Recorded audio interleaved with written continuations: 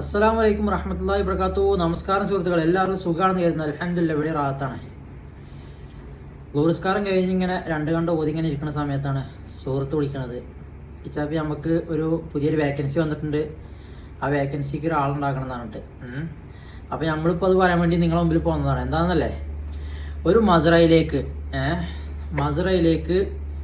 1300 റിയാൽ ശമ്പളം കിട്ടും. ചിലവ് തരുമെന്ന് പറയുന്നുണ്ട്, അതൊന്നും പ്രതീക്ഷിക്കണ്ട, പൗതിയൊക്കെ കിട്ടും ഇൻഷാ അല്ലാഹ്. പിന്നെ 1300 റിയാൽ ശമ്പളം.